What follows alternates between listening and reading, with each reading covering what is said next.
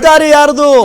ಕೃಷಿ ಸಚಿವರೇ ಹೇಳ್ತಾ ಇದ್ದಾರೆ ಯೂರಿಯಾ ಗೊಬ್ಬರ ಇಲ್ಲ ನಮ್ಮ ಹತ್ರ ಅಂತ ಹೇಳಿ. ಒಂದು ನಿಮಿಷ, ರಾಜ್ಯ ಸರ್ಕಾರ ಮಾರ್ಚ್ ನಲ್ಲೇನೆ ಒಂದು ಗೈಡ್ ಲೈನ್ಸ್ ಅನ್ನ ಹೊರಡಿಸಿ ಇಷ್ಟು ಪ್ರಮಾಣದ ಇದು ರಸಗೊಬ್ಬರ ಈ ಪ್ರದೇಶದಲ್ಲಿ ಅವೈಲಬಿಲಿಟಿ ಡಿಕ್ಲೇರ್ ಮಾಡಿದ್ದೇವೆ 25/3/2025. ಒಂದು ನಿಮಿಷ ಕೇಳಿಸ್ಕೊಳ್ಳಿ. ಜೂನ್ 23 ಅಗೇನ್ ಒಂದು ನೋಟಿಫಿಕೇಶನ್ ಅನ್ನ ಹೊರಡಿಸಿದ್ದೇವೆ. ಇಷ್ಟು ಪ್ರಮಾಣದ ನಮ್ಮಲ್ಲಿ ಸ್ಟಾಕ್ ಇದೆ ಮತ್ತೆ ಡಿಮ್ಯಾಂಡ್ ಪ್ರೊಜೆಕ್ಟೆಡ್ ಇದೆ ಅಂತ ಹೇಳಿ. ಮತ್ತೆ ಕೇಂದ್ರ ಸರ್ಕಾರಕ್ಕೂ ಕೂಡ 2 ಬಾರಿ ಲೆಟರ್ ನ ಬರ್ದಿದ್ದೇವೆ. ಇದು ಮೊನ್ನೆ ಮುಖ್ಯಮಂತ್ರಿಗಳು ಬರ್ದಿರ್ತಕ್ಕಂಥದ್ದು, ಡೆಲ್ಲಿಗೆ ಹೋದ ನಂತರ ಬರ್ದಿರ್ತಕ್ಕಂಥ ಅರ್ಜೆಂಟ್ ಆಗಿ ಎಮರ್ಜೆನ್ಸಿ ರಿಲೀಸ್ ಮಾಡಿ ಅಂತ ಹೇಳಿ. ನಿಮ್ ಪ್ರಕಾರ ಕೇಂದ್ರದಿಂದ ಇನ್ನೂ ಎಷ್ಟು ಬಾಕಿ ಇದೆ? ಕೇಂದ್ರದಿಂದ ಈಗ ನಮಗೆ ಓವರ್ ಆಲ್ ಬೇಕಾಗಿರತಕ್ಕಂಥದ್ದು ರಫ್ಲಿ ಅರೌಂಡ್ 3.5 ಲಕ್ಷ ಮೆಟ್ರಿಕ್ ಟನ್ ಬರಬೇಕು. ಬಟ್ ಇಮಿಡಿಯೇಟ್ ಆಗಿ ಇಮಿಡಿಯೇಟ್ ಆಗಿ ಬೇಕಾಗಿರೋದು 1.886 ಲಕ್ಷ ಮೆಟ್ರಿಕ್ ಟನ್ ಇಮಿಡಿಯೇಟ್ ಬೇಕಾಗಿದೆ. ಇದಕ್ಕೆ ನಾನು ಬಿಜೆಪಿ ಉತ್ತರ ತಗೋತೀನಿ. ರತನ್ ಪೂಜಾರಿ ಅವರೇ, ಅವ್ರು ಹೇಳಿದ್ದನ್ನು ಒಪ್ಕೊಳ್ತೀರಾ ಹಾಗಾದ್ರೆ? ಈಗ ನೋಡಿ, ಕರ್ನಾಟಕದ ರಾಜ್ಯ ಸರ್ಕಾರ ಏನು ಕಾಂಗ್ರೆಸ್ ಸರ್ಕಾರ ಇದೆ, ಅವರಿಗೆ ಒಂದು ಸುಳ್ಳು ಹೇಳೋದು ಆನಂತರ ಎಕ್ಸ್ಪೋಸ್ ಆಗೋದು ಅವರಿಗೆ ಹವ್ಯಾಸ ಆಗ್ಬಿಟ್ಟಿದೆ. ಇದಕ್ಕಿಂತ ಹಿಂದೆ UPI ಟ್ರಾನ್ಸಾಕ್ಷನ್ ಅದ್ರ ಬಗ್ಗೆನೂ ಒಂದು ಲೆಟರ್ ಅನ್ನ ಹೊರಡಿಸಿದ್ರು. ಎಲ್ಲರೂ ದಿನ ಬೆಳಗಾದ್ರೂ ಹೇಳೋಕೆ ಸ್ಟಾರ್ಟ್ ಮಾಡಿದ್ರು ಇದು ಕೇಂದ್ರ ಸರ್ಕಾರ ಮಾಡಿರೋದು ಅಂತ. ಆನಂತರ ಯಾವಾಗ ಹೋರಾಟ ಜಾಸ್ತಿ ಆಯ್ತು, ಜನರ ಹೋರಾಟ ಜಾಸ್ತಿ ಆಯ್ತು, ಆವಾಗ ಅದನ್ನು ವಾಪಸ್ ತಗೊಂಡು ಇಲ್ಲಿ ನೀವು ಎಕ್ಸ್ಪೋಸ್ ಆಗಿದ್ದು ನಿಮಗೆ ಗೊತ್ತೇ ಇದೆ. ಈ ಯೂರಿಯಾ ವಿಷಯದಲ್ಲೂ ಕೂಡ ಸೇಮ್ ಕೆಲಸ ಆಗ್ತಾ ಇದೆ. ಇವಾಗ ಇವರು ಹೇಳಿದ್ರು ಸಿಎಂ ಅವರು ಒಂದು ಪತ್ರ ಬರೆದಿದ್ದಾರೆ ಅಂತ. ಎಸ್, ಸಿಎಂ ಪತ್ರ ಬರೆದಿದ್ರು, 2 ಬರೆದಿದ್ದಾರೆ. ಅದಕ್ಕೆ JP ನಡ್ಡಾ ಅವರ ಆಫೀಸಿಂದ ಏನು ಉತ್ತರ ಬಂದಿದೆ ಅನ್ನೋಂಥದ್ದು ಮಾತ್ರ ಅವ್ರು ಹೇಳಿಲ್ಲ. ಆಯ್ತಾ, ಇರಿ ಸರ್, ನೀವು ಮಾತಾಡುವಾಗ ನಾನು ಮಾತಾಡಿಲ್ಲ, ನಿಮಗೆ ಸುಮ್ಮನೆ ಆಯ್ತಾ. ಇಲ್ಲಿ ಡಿಮಾಂಡ್ ಇರುವಂತದ್ದು 6.8 ಲ್ಯಾಕ್ ಮೆಟ್ರಿಕ್ ಟನ್ನು. ಆಯ್ತಾ, 6.8 ಲ್ಯಾಕ್ ಮೆಟ್ರಿಕ್ ಟನ್ ಡಿಮಾಂಡ್ ಕರ್ನಾಟಕಕ್ಕೆ ಪ್ರೋರಾಟಾ ರಿಕ್ವೈರ್ಮೆಂಟ್ ಇರುವಂತದ್ದು 6.8 ಲ್ಯಾಕ್ ಮೆಟ್ರಿಕ್ ಟನ್. ಆಯ್ತಾ, ಇವರು ಯಾರು ಸಿಎಂ ಸರ್, ಯಾಕೆ ಮಧ್ಯೆ ಮಾತಾಡ್ತೀರಾ?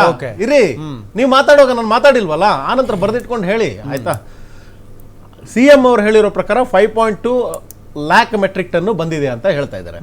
ಆದ್ರೆ ಸಿಎಂ ಅವರ ಪತ್ರಕ್ಕೆ ಉತ್ತರ ಕೊಡ್ತಾ ಏನು JP ನಡ್ಡಾ ಅವರು ಹಂಗೆ ಸುಳ್ಳು ಹೇಳಕ್ಕಾಗಲ್ಲ. ಆನಂತರ ಅದನ್ನ ಟ್ವೀಟ್ ಮಾಡಿ, ಲೆಟರ್ ಮಾಡಿ, ಓಪನ್ ಪ್ಲಾಟ್ಫಾರ್ಮ್ ಅವ್ರು ಬರೆದಿದ್ದಾರೆ. ಅವ್ರು ಹೇಳಿದ್ದಾರೆ 8.2 ಲ್ಯಾಕ್ ಮೆಟ್ರಿಕ್ ಟನ್ ಅನ್ನ ಕರ್ನಾಟಕಕ್ಕೆ ನೀಡಲಾಗಿದೆ. ಅಂದ್ರೆ ಪ್ರೋರಾಟಾ ರಿಕ್ವೈರ್ಮೆಂಟ್ ಇರುವಂತದ್ದು 6.8 ಲ್ಯಾಕ್ ಮೆಟ್ರಿಕ್ ಟನ್ ಆದ್ರೆ 8.2 ಲ್ಯಾಕ್ ಮೆಟ್ರಿಕ್ ಟನ್ ಹತ್ರ 1.8 ಲ್ಯಾಕ್ ಮೆಟ್ರಿಕ್ ಟನ್ ಅಥವಾ 2 ಲ್ಯಾಕ್ ಮೆಟ್ರಿಕ್ ಟನ್ ಜಾಸ್ತಿ ಕೊಟ್ಟಿದ್ದಾರೆ. ಆ ಒಂದು ಜಾಸ್ತಿ ಕೊಟ್ಟಂತ ಇದು ರಸಗೊಬ್ಬರ ಎಲ್ಲಿಗೆ ಹೋಗಿದೆ? ಯೂರಿಯಾ ಈಗ ಪ್ರಶ್ನೆ. ಎಸ್, ಅದೇ ನಾವು ಕೇಳ್ತಾ ಇರುವಂತದ್ದು. ಇದು ಎಲ್ಲಿಗೆ ಹೋಗಿದೆ ಅನ್ನುವಂಥದ್ದನ್ನ ಕಾಂಗ್ರೆಸ್ನವರು ಉತ್ತರ ಕೊಡಬೇಕಾಗುತ್ತೆ. ಯಾಕಂದ್ರೆ ಕೃಷಿ ಸಚಿವರು ಒಂದ್ಸಲ ಒಂದು ಸ್ಟೇಟ್ಮೆಂಟ್ ಕೊಡ್ತಾರೆ, ಇನ್ನೊಂದು ಸ್ಟೇಟ್ಮೆಂಟ್ ಕೊಡ್ತಾರೆ. ಒಂದ್ಸಲ ಹೇಳ್ತಾರೆ ಇಲ್ಲ, ಏನು ಕೊರತೆ ಇಲ್ಲ, ಎಲ್ಲವನ್ನ ಕೊಡ್ತಿದ್ದೀವಿ, ಬಟ್ ಅದು ಅವರಿಗೆ ರೀಚ್ ಆಗ್ತಾ ಇಲ್ಲ, ಅದನ್ನು ರೀಚ್ ಮಾಡುವಂತ ಕೆಲಸವನ್ನ ಮಾಡ್ತಿದ್ದೀವಿ ಅಂತ ಹೇಳ್ತಾರೆ. ಇನ್ನೊಂದ್ಸಲ ಹೇಳ್ತಾರೆ ಕೇಂದ್ರ ಕೊಟ್ಟಿಲ್ಲ ಅಂತ ಹೇಳ್ತಾರೆ. ಅವರಲ್ಲೇ ದ್ವಂದ್ವ ಇದೆ. ಈ ದ್ವಂದ್ವ ಯಾಕಿದೆ? ಎಲ್ಲೋ ನಮಗೆ ಅಂದ್ರೆ ರಾಜ್ಯದ ಜನ ಮತ್ತೆ ರೈತರು ಒಂದು ಸಂಶಯವನ್ನು ವ್ಯಕ್ತಪಡಿಸ್ತಿದ್ದಾರೆ. ಎಲ್ಲಾದ್ರೂ ಇದು ಸ್ಟಾಕ್ ಪೈಲ್ ಆಗಿದೆಯಾ, ಕಾಳಸಂತೆಯಲ್ಲಿ ಏನಾದ್ರೂ ಮಾರಾಟ ಆಗ್ತಾ ಇದೆಯಾ, ಅದರಿಂದಾಗಿ ರೈತರಿಗೆ ತಲುಪ್ತಾ ಇಲ್ವಾ? ಒಂದು ವೇಳೆ ಆ ತರ ಆಗ್ತಾ ಇದ್ದಿದ್ರೆ ಇದು ಸರ್ಕಾರದ ಜವಾಬ್ದಾರಿ ಆಗತ್ತೆ. ಎಲ್ಲೆಲ್ಲಿ ಹಾಗಾಗ್ತದೆ ಅದನ್ನ ನಿಲ್ಲಿಸಬೇಕು, ಅವ್ರ ಮೇಲೆ ಕ್ರಮ ಕೈಗೊಳ್ಳಬೇಕು, ಹಾಗೂ ಅದನ್ನ ಯಾರಿಗೆ ತಲುಪಬೇಕು ಅಂದ್ರೆ ರಾಜ್ಯದ ಅನ್ನದಾತರಾದಂತ ರೈತರಿಗೆ ತಲುಪಿಸುವಂತ ಕೆಲಸವನ್ನ ಮಾಡಬೇಕಾಗಿರುವಂತದ್ದು ಈ ರಾಜ್ಯ ಸರ್ಕಾರದ ಕೆಲಸ.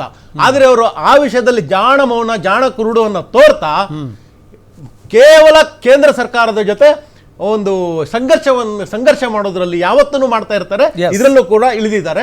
ಅದರಿಂದ ಇದಕ್ಕೆ ನೇರ ಹೊಣೆ ರಾಜ್ಯ ಸರ್ಕಾರ ಅಂತ ಹೇಳಿಕ್ ಬಯಸ್ತೀನಿ. ನಾಗೇಂದ್ರ ಬಾಬು ಸರ್, ಒಂದು ಕಾಂಗ್ರೆಸ್ನವರು ಹೇಳ್ತಾ ಇದ್ದಾರೆ ಅಗತ್ಯಕ್ಕೆ ಬೇಕಾದಷ್ಟು ಗೊಬ್ಬರವನ್ನ ಕೇಂದ್ರ ಸರ್ಕಾರ ಕೊಟ್ಟಿಲ್ಲ ಅಂತ. ಬಿಜೆಪಿಯವರು ನಾವು ಕೊಟ್ಟಿದ್ದೀವಿ, ಎಕ್ಸ್ಟ್ರಾನೇ ಕೊಟ್ಟಿದ್ದೀವಿ ಅಂತ ಹೇಳ್ತಾ ಇದ್ದಾರೆ.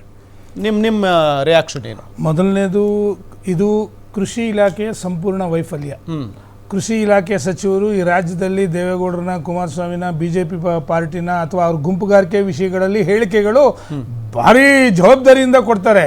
ಇದರಲ್ಲಿರ್ತಕ್ಕಂಥ ಅಂಕಿಅಂಶಗಳು ಕೊಡೋದಕ್ಕೆ ಅವ್ರಿಗೆ ಯೋಗ್ಯತೆ ಇಲ್ಲ. ಯಾಕೆ ಅಂತಂದ್ರೆ ಅವ್ರು ಹೇಳಿದ್ದು, ಪ್ರಮಾಣ ಮಾಡಿದ್ದು ಇದೇ ರೈತರ ಮೇಲೇನೆ, ಇದೇ ರೈತರೇ ನಮಗೆ ಬೆನ್ನೆಲುಬು ಅಂತ ಹೇಳಿರ್ತಕ್ಕಂಥದ್ದು. ಇವರು ನಾಚಿಕೆ ಆಗ್ಬೇಕು ಇವ್ರ ಸರ್ಕಾರಗಳಿಗೆ. ಯಾವ ರೈತರ ಹೆಸರಲ್ಲಿ ಇವರು ಸರ್ಕಾರಗಳನ್ನು ಪ್ರಮಾಣ ವಚನೆ ಮಾಡ್ತಾರೋ ಅಂತ ರೈತರ ಬಗ್ಗೆ ಕಾಳಜಿ ಇರ್ತಕ್ಕಂಥ ಅಯೋಗ್ಯ ಸರ್ಕಾರಗಳು ಇವೆಲ್ಲ ಕೂಡ ಅಂತಕ್ಕಂಥದ್ದು ಸ್ಪಷ್ಟ. ನಂಬರ್ 1, ಯಾರು ಏನೇ ಹೇಳ್ಕೊಳ್ಳಿ, ಅಧಿಕಾರಿಗಳು ಕೊಟ್ಟಿದ್ದಾಗ ಎಲ್ಲ ಮಿತ್ರರು ಹಿರಿಯರು ಕೂಡ ಹೇಳ್ತಾ ಇದ್ರು ಅಂಕಿಅಂಶಗಳು ಕಟ್ಕೊಂಡು ಇವತ್ತು ಅವಶ್ಯಕತೆ ಇಲ್ಲ, ನಮಗೆ ವಾಸ್ತುಸ್ಥಿತಿ ಹೇಳ್ಬೇಕು. ಇವತ್ತು ಎಷ್ಟು ಬೇಡಿಕೆ ಇದೆ ರಾಜ್ಯದಲ್ಲಿ ಅಂತಕ್ಕಂಥದ್ದು ನಿಮ್ಗೆ ಗೊತ್ತಿಲ್ವಾ? ಮುಂಗಾರು ಈ ಸತಿ ಮೊದಲೇ ಎಂಟ್ರಿ ಆಗಿದೆ ಅಂತಕ್ಕಂಥದ್ದು ಗೊತ್ತಿಲ್ವಾ? ಎಷ್ಟು ನಾವು ದಾಸ್ತಾನು ಇಟ್ಕೋಬೇಕು, ಎಷ್ಟು ಬೆಳೆಗಳನ್ನ ಎಕ್ಸ್ಟೆಂಡ್ ಮಾಡ್ತಾ ಇದ್ದಾರೆ, ಅದಕ್ಕೆ ಅಗತ್ಯವಾಗಿರ್ತಕ್ಕಂಥ ಯಾವೊಂದು ನಾವು ರಸಗೊಬ್ಬರವನ್ನಾಗಿರ್ಬೋದು ಅಥವಾ ಕ್ರಿಮಿನಾಶಕ ಆಗಿರ್ಬೋದು, ಬಿತ್ತನೆ ಬೀಜ ಆಗಿರ್ಬೋದು, ಇವೆಲ್ಲ ಕೂಡ ಯಾವುದೇ ಕಾರಣಕ್ಕೂ ಅದು ಅವರ ರೆಸ್ಪಾನ್ಸಿಬಿಲಿಟಿ ಬರುತ್ತೆ. ಬೇರೆಯವ್ರ ಬಗ್ಗೆ ಬೆಟ್ಟು ತೋರಿಸೋದು ಬೇಡ. ಒಂದು ಚಾಳ ಏನಾಗಿದೆ ಇವ್ರಿಗೆ ಪದೇ ಪದೇ ಅಂತಂದ್ರೆ ಮಾತೆತ್ತಾರೆ ಕೇಂದ್ರ ಸರ್ಕಾರದ ಬಗ್ಗೆ ಬೆಟ್ಟು ತೋರಿಸೋದು, ರಾಜ್ಯದ ಜನತೆಗೆ ದಿಕ್ ತಪ್ಪಿಸ್ತಕ್ಕಂಥ ಕೆಲಸಗಳನ್ನ ಮಾಡ್ತಾ ಇರ್ತಕ್ಕಂಥದ್ದು ಪದೇ ಪದೇ ನಾವು ಕಾಣ್ತಾ ಇದ್ದೀವಿ. ಈ ವಿಚಾರದಲ್ಲಿ ಕಾಂಗ್ರೆಸ್ ಹೇಳ್ತಾ ಇರೋದು ಸಂಪೂರ್ಣವಾಗಿ ಸುಳ್ಳು. ಒಂದು ಮಾತು ನಿಮಗೆ ಹೇಳ್ತಾ ಇದ್ದೀನಿ, ಇನ್ನೂ ಒಂದು ಏನು ಅಂತಂದ್ರೆ, ಇವತ್ತು ಯಾವ ಒಂದು ರಸಗೊಬ್ಬರ ಆಗ್ಲೇ ಸನ್ಮಾನ್ಯ ನಮ್ಮ ಬಿಜೆಪಿ ರಾಜ್ಯಾಧ್ಯಕ್ಷರು ಕೂಡ ಹೇಳಿದ್ದಾರೆ, 8,73,000 ಮೆಟ್ರಿಕ್ ಟನ್ ಆಲ್ರೆಡಿ ಬಂದಿದೆ ಅಂತಕ್ಕಂಥದ್ದು. ಆಮೇಲೆ ಯಾವುದು ಕೂಡ ಅಟ್ ಎ ಟೈಮ್ ನಿಮಗೆ ಕೊಡೋದಿಲ್ಲ, ಹಿರಿಯರಿದ್ದಾರೆ, ಅವ್ರಿಗೆ ಗೊತ್ತಿರುತ್ತೆ. ಹಂತ ಹಂತವಾಗಿ ಬೇಡಿಕೆಗೆ ಅನುಗುಣವಾಗಿನೇ ಅದನ್ನ ಇದು ಮಾಡ್ತಕ್ಕಂಥದ್ದು. ಆಗಸ್ಟ್ ಸೆಪ್ಟೆಂಬರ್ಗೆ ಎಷ್ಟು ಬೇಕು ಅಂತಕ್ಕಂಥ ಅವ್ರಿಗೂ ಗೊತ್ತಿರುತ್ತೆ.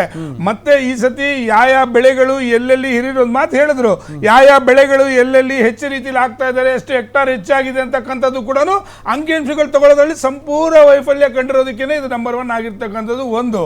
ಎರಡನೇದು, ಈಗ ಏನು ಉಳಿದಿರ್ತಕ್ಕಂಥ ಇವ್ರು ಏನು ನಾವು ಇದುವರೆಗೂ ನಮ್ಗೆ ಎಷ್ಟು ಬಂದಿದೆ ಮತ್ತೆ ಎಷ್ಟು ನಾವು ಹಂಚಿಕೆ ಆಗಿದ್ದೀವಿ, ಇಷ್ಟು ಉಳಿದಿದೆ ಅಂತಕ್ಕಂಥ ಮಾತನ್ನು ಹೇಳ್ತಿದಾರಲ್ಲ, ಕಾಳಸಂತೆಯಲ್ಲಿ 226 ರೂಪಾಯಿ ಅಲ್ವಣ್ಣ ಒಂದು ಚೀಲಕ್ಕೆ?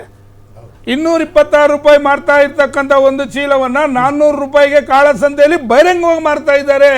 ಯಾಕೆ ಅಂತಂದ್ರೆ ಇವುಗಳನ್ನ ಅನೇಕ ಬೇರೆ ಬೇರೆ ರೀತಿಯಾಗಿರ್ತಕ್ಕಂಥ, ಉದಾಹರಣೆಗೆ ನಿಮಗೆ ಹೇಳಬೇಕು ಅಂತಂದ್ರೆ ಇವುಗಳನ್ನ ಬೇರೆ ಬೇರೆ ನಮ್ಮ ಯಾವುದಪ್ಪ ಈ ಫುಡ್ ಪ್ಲೇವುಡ್ ತಯಾರಿಕೆಗಾಗಿರ್ಬೋದು ಅಥವಾ ಈ ಕಾಸ್ಮೆಟಿಕ್ಸ್ ತಯಾರಿಕೆಗಾಗಿರ್ಬೋದು, ಈ ರೀತಿ ಅನೇಕ ತಯಾರಿಕೆ ಇದಕ್ಕೆಲ್ಲ ಕೂಡ ಇದನ್ನು ಉಪಯೋಗಿಸ್ತಾರೆ. ಇವುಗಳಲ್ಲಿ ಸರಿಸುಮಾರು 400 ರೂಪಾಯಿಗೆ ಕಾಳಸಂತೆಯಲ್ಲಿ ಮಾಡ್ತಾ ಇರ್ತಕ್ಕಂಥದ್ದು ಇವ್ರ ಯೋಗ್ಯತೆ ತೋರಿಸ್ತದೆ. ಈ ಸರ್ಕಾರ ಸಂಪೂರ್ಣ ವೈಫಲ್ಯ ಆಗಿದೆ ಅಂತಕ್ಕಂಥದ್ದಕ್ಕೆ ಇದು ಕೈಗನ್ನಡಿ ಅಂತಕ್ಕಂಥದ್ದು ಒಂದು. ಒಂದು ನಿಮಿಷ ಇರ್ಬೇಕಿನ್ನು. ಇಲ್ಲ ಇವತ್ತು ಈಗ ಮಿಕ್ಕಿರ್ತಕ್ಕಂಥ ಕಳ್ಳ ದಾಸ್ತಾನು ಎಲ್ಲಿದೆ ಅಂತಕ್ಕಂಥ ಪ್ರೂವ್ ಮಾಡ್ಬೇಕಲ್ಲ, ಅವರು ಪ್ರೂವ್ ಮಾಡಿ ತೋರಿಸ್ಬೇಕು. ಹಾಗಾದ್ರೆ ಇಲ್ಲ ನೋಡಿ ನಾವು ಕೊಟ್ಟಿದ್ದೀವಿ, ಇಷ್ಟು ಉಳಿದಿದೆ, ಜನಗಳ ಮುಂದಕ್ಕೆ ಇಷ್ಟು ಕೊಡ್ತಾ ಇದ್ದೀವಿ ಅಂತಕ್ಕಂಥದ್ದು. ನೀವು ನಿಮ್ಮ ಬೇಜವಾಬ್ದಾರಿತನದಿಂದ ಇವತ್ತು ಒಂದಲ್ಲ ಎರಡಲ್ಲ, ದಾವಣಗೆರೆ ಆಗಿರ್ಬೋದು, ಗದಗ ಆಗಿರ್ಬೋದು, ಬಾಗಲಕೋಟೆ ಆಗಿರ್ಬೋದು, ಬೀದರ್ ಆಗಿರ್ಬೋದು, ರಾಯಚೂರು ಆಗಿರ್ಬೋದು, ಧಾರವಾಡ ಆಗಿರ್ಬೋದು, ಹಾವೇರಿ, ಕೊಪ್ಪಳ, ಒಂದು ಕಡೆ ಎಲ್ಲ ಸರಿಸುಮಾರು ಅರ್ಧ ಕರ್ನಾಟಕನೇ ಇವತ್ತು ಅಭಾವದಲ್ಲಿ ಕೂತೈತೆ ಅಂತಂದ್ರೆ, ಸರ್ ಒಬ್ಬ ರೈತ ಇಡೀ ರಾತ್ರಿ ಚಳಿ ಮಳೆ ಗಾಳಿ ಅನ್ನೋದು ಬಿಟ್ಟು ಸಂಜೆಯಿಂದ ಬೆಳಗಿನ ಜಾವ ತನಕ ಕೂಡ ಅಲ್ಲಿ ಬಂದು ಕ್ಯೂ ಅಲ್ಲಿ ನಿಂತ್ಕೊಂಡ್ರು. ಅದು ಏನು, ಒಂದು ಕಾರ್ಡ್ ತೋರಿಸಿದ್ರೆ ನೀವು 2 ಪ್ಯಾಕೆಟ್ ಅನ್ನು ಕೊಟ್ಟು ಕಳಿಸ್ತಕ್ಕಂಥ, ನೀವು ಒಂದು 10 ಎಕರೆ ಇದ್ದವನ ಗತಿ ಏನು, 5 ಎಕರೆ ಇದ್ದವನ ಗತಿ ಏನು? ಹಾಗಾದ್ರೆ ಈಗ ಏನಾದ್ರೂ ಬಂದಿರತಕ್ಕಂಥ ಬೆಳೆಗೆ ಏನಾದ್ರು ಗೊಬ್ಬರ ಹಾಕ್ಲಿಲ್ಲ ಅಂತಂದ್ರೆ ಬೆಳೆ ಬಗ್ಗೆ ಪರಿಸ್ಥಿತಿ ಏನು? ಇವತ್ತು ಒಬ್ಬ ರೈತ